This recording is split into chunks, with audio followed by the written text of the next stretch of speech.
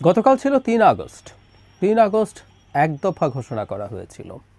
এই দিনটি উপলক্ষে দুটো গুরুত্বপূর্ণ সংগঠন, একটা পুরো রাজনৈতিক দল এনসিপি সমাবেশ করেছে এবং বিএনপির সাথে সংশ্লিষ্ট, আমরা এভাবে বলবো, ছাত্র সংগঠন ছাত্র দলও একটা সমাবেশ করেছে। টেকনিক্যালি কোনো রাজনৈতিক দলের ছাত্র সংগঠন অঙ্গ সংগঠন বা সহযোগী সংগঠন হতে পারে না। আমাদের আরপিওতে রাজনৈতিক দলের নিবন্ধনের যে আইন আছে, যেসব শর্ত তাদের মানতে হয়, তার মধ্যে এরকম একটা শর্ত আছে।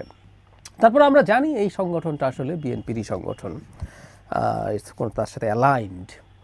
যাই হোক, এখানে কয়েকটা জিনিস গুরুত্বপূর্ণ আছে। খুব সিরিয়াস আলোচনায় আজকে আর যাচ্ছি না। দুটো সমাবেশ থেকে বেশ কিছু ব্যাপার এসছে এবং বরং একটু এনসিপির সমাবেশটাকে নিয়ে একটু বেশি ফোকাস করতে চাই। নতুন দল হিসাবে তাদেরকে নিয়ে একটা হাইপ আমাদের চারপাশে তৈরির চেষ্টা আছে, মিডিয়া আছে, সরকারের দিক থেকেও বিভিন্ন ক্ষেত্রে তাদেরকে যে ধরনের গুরুত্ব দেওয়া হয় তাতে তাদের এক ধরনের গুরুত্ব সোসাইটিতে তৈরি হয়েছে। আবার এটাও আমরা মেনে নেব, এই সংগঠনেই আছে খুব গুরুত্বপূর্ণ কিছু মুখ যারা আমাদের এই গণ অভ্যুত্থানের সময় সামনের সারিতে ছিলেন। বিশেষ করে এই সংগঠনের যিনি আহ্বায়ক জনাব নাহিদ ইসলাম, আমি তাকে আমাদের এই অভ্যুত্থানের পোস্টার বয় হিসাবে বলি সব সময়, তিনি আছেন। সো এটা এভাবে কিছুটা গুরুত্ব তো পাই। এদিন তারা কিছু কাজ করেছেন, সেটাই বেশি আলোচনার দাবি রাখে। আর তারপরে দু একটা কথা একটু বলে রাখা দরকার যে এই যে দুটো সমাবেশ হলো, এটা খুবই চমৎকার একটা রাজনৈতিক সৌহার্দ্যের প্রমাণ হয়ে থাকলো। আমরা জানি শহীদ মিনারে প্রথম অনুমতি নিয়েছিল সমাবেশের জন্য ছাত্রদল, কিন্তু এনসিপির অনুরোধে তারা শহীদ মিনার ছেড়ে শাহবাগের মোড়ে তাদের সমাবেশ করেছে। এনসিপিকে যে ছেড়ে দেওয়া হলো, এটা খুবই খুবই চমৎকার একটা ঔদার্য, একটা চমৎকার রাজনৈতিক জেস্চার আমরা মনে করি এবং ভবিষ্যতের রাজনীতিতে এগুলো হতে থাকলে ভালো হবে। দুটো প্রতিযোগী ছাত্র সংগঠন, দুই সংগঠন, একটা পুরো দল এবং একটা ছাত্র সংগঠন কাছাকাছি দূরত্বে সমাবেশ করেছে, পরস্পরকে ক্রস করে গেছে বিভিন্ন জায়গায়। নিশ্চয়ই তেমন কোনো সমস্যার দিক আমরা দেখিনি। তাহলে খুবই ভালো ব্যাপার, এগুলো ভবিষ্যতেও কন্টিনিউ করা দরকার। এবং একটা জিনিস দুটো সমাবেশেই হয়েছে, এটা একটু ইম্পর্টেন্ট, সেটা হলো বাংলাদেশ সম্ভবত একটা নির্বাচনের দিকে এগিয়ে যাচ্ছে, তার একটা ইশারা আছে। এনসিপি তার ইশতেহার দিয়েছে, এটা নির্বাচনী ইশতেহার না, তারা স্টেটকে কিভাবে দেখতে চায় দীর্ঘমেয়াদে সেটাই ইশতেহার দিয়েছে। আর ছাত্র দলের পক্ষ থেকে ছাত্রদের জন্য তারা কি করতে চায় সেটারও এক ধরনের ইশতেহার আছে, 7 দফা আমি দেখলাম। এবং জনাব তারেক রহমান এই সমাবেশে একটা ভাষণ দিয়েছেন, সেখানেও খুবই চমৎকার একটা ভাষণ, এবং সেখানেও তার সরকার আসলে কি করবেন কিছু তথ্য এখানে উনি দিয়েছেন, সব তো দেননি।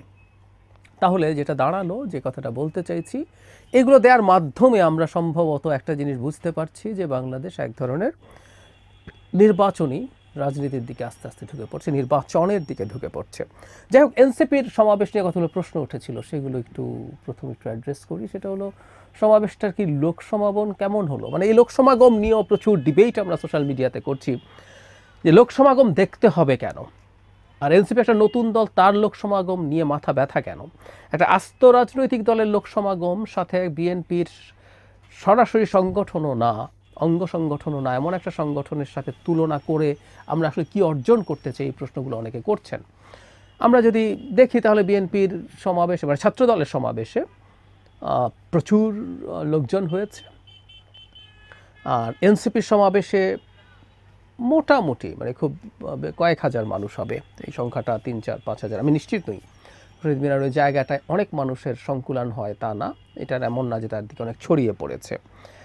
যদিও শুরুতে খুবই খারাপ অবস্থাও ছিল, একটা সময় মনে হচ্ছিল খুব বেশি লোকজন আসবে না। এখন এটা দুটো দিক আছে, মানে সংখ্যাকে কি প্রাধান্য দেওয়া উচিত বা এনসিপির কি উচিত এই ব্যাপারে মাথা ঘামানো? এটা ফ্যাক্ট, একটা নতুন সংগঠন যেটার বয়স মাত্র কয়েক মাস, সেটা এখনই অনেক শক্তি সঞ্চয় করে ফেলবে, সেটা বলা ঠিক না, এটা হওয়ার কথা না। বাংলাদেশের যে রাজনৈতিক ধরন, প্রেক্ষাপট আছে, এটার জন্য খুবই কম সময় এটা। কিন্তু আমরা এনসিপিকে দেখেছি তারা অনেক বড় জনসমর্থন হোল্ড করেন, এই ধরনের একটা পারসেপশন দিতে চেষ্টা করেছেন, অনেক সময় দিতে চেষ্টা করেছেন।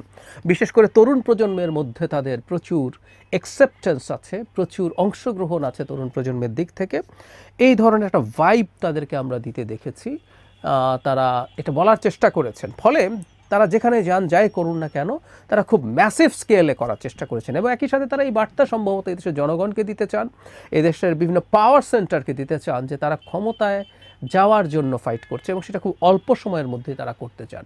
তাদের লঞ্চিংয়ে যে এক্সট্রাভ্যাগান্সা ছিল, তারপরে তাদের ইফতার পার্টি, একটা খুবই পশ 5 তারকা হোটেলে বিরাট আয়োজনে যে ইফতার পার্টি হয়েছে, তাদের office, the very office, even NCP হওয়ারও আগে বৈষম্য বিরোধী ছাত্র আন্দোলন এবং জাতীয় নাগরিক কমিটি যখন ছিল, তারা শহরের অত্যন্ত এক্সপেন্সিভ একটা কমার্শিয়াল স্পেসে তারা ভাড়া নিয়েছেন। ফলে তারা কিন্তু এটা দেখাতে চেয়েছেন দ্য মেন বিজনেস, তারা খুব দ্রুত ক্ষমতায় যেতে চান। ফলে তাদের সমাবেশে কেমন মানুষজন হচ্ছে এটা দেখারও কথা আছে। যেহেতু আমাদের দেশের রাজনীতিতে এখনও এই ব্যাপারগুলো মানুষ খেয়াল করার চেষ্টা করে, যদি তারা এটাকে পাত্তা না দিতেন, আমি এনসিপির মানুষজনকে দেখেছি তারা যখন জনসংযোগ করতে যাচ্ছেন, জুলাই পদযাত্রা করছেন সারা দেশে, তখন বিভিন্ন জায়গায় খুবই উল্লেখযোগ্য সংখ্যক মানুষ, সব জায়গায় না হলে অনেকগুলো জায়গায় খুবই উল্লেখযোগ্য সংখ্যক মানুষের সমাগম হয়েছে। তারা তো এটাকে খুবই হোল হার্টেডলি, খুবই উৎসাহের সাথে খুবই সেলিব্রেট করেছেন যে এত মানুষজন হয়েছে। সো তারা যখন তাদের মানুষজনকে দেখাতে চান তাদের এত মানুষ তাদের সাথে আছে, তখন ঢাকায় যখন তারা এই ধরনের একটা তাদের দলের একটা ভবিষ্যৎ ইশতেহার প্রকাশ করবেন, ভবিষ্যতে তারা দেশকে কিভাবে দেখতে চান, সেখানে কেমন মানুষ হলে এটা তো মানুষ দেখবে, দেখারই কথা, খুব স্বাভাবিক এটা। কিন্তু সেইটা যদি বিবেচনা করি সমাগম খুব বেশি হয়নি। আবার একই সাথে আমরা এটাও বলবো একটা নতুন দল রাদা তাদের এই কর্মসূচি তারা যেটা দিতে যাচ্ছেন সেটার উপরেই ফোকাস করা দরকার। সেটা নিয়ে কয়েকটা প্রাথমিক কথা হয়তো পড়েছি একবার, খুবই সুপারফিশিয়ালি, চোখ বুলিয়ে যাওয়ার মতো। ওটা আমি বিস্তারিত পড়ব, মন দিয়ে পড়েছি, বিস্তারিত মন দিয়ে পড়বো, কিছু জিনিস টুকবো, সেগুলো নিয়ে বিস্তারিত আলোচনা করব। বিশেষ করে এনসিপি যেহেতু তার কর্মসূচি আমাদের সামনে হাজির করেছে, দীর্ঘদিন থেকে আমরা বলছিলাম যে এনসিপি তার রাজনীতিটা কি করতে চায় সেটা জনগণের হাতে সামনে প্রেজেন্ট করতে হবে। তারা মধ্যপন্থী দল বলছেন, ইভেন আমি এটাও বলেছি মধ্যপন্থা ইটসেলফ ইজ এ স্পেকট্রাম, এখানে অনেক রকম মধ্যপন্থা আছে। কোন মধ্যপন্থা তারা সেটা ডিফাইন করেননি। এই সময়ের মধ্যে দুটো ইস্যু নিয়ে তারা যথেষ্ট রাজনীতি করেছেন। রাজনীতি করাকে আমি পজিটিভ অর্থে বলছি, প্রত্যেকটা রাজনৈতিক দল জনগুরুত্বপূর্ণ ইস্যু নিয়ে রাজনীতি করবেন। একটা হচ্ছে সংস্কার, একটা হচ্ছে আওয়ামী লীগের সংস্কার বিচার এবং আওয়ামী লীগ নিষিদ্ধ করা বা আওয়ামী লীগের ব্যাপারে তাদের অবস্থান, এগুলো নিয়ে কাজ করছিলেন। কিন্তু একটা রাজনৈতিক দল তৈরি হওয়া মানেই হচ্ছে সে ক্ষমতায় যাবে, সে ক্ষমতায় গিয়ে দেশকে কীভাবে দেখতে চায়, কী বানাতে চায়, এগুলো তাকে বলতে হবে। সেই জিনিসটাই আমাদের সামনে আসলো। 24 দফা একটা তারা দিয়েছেন।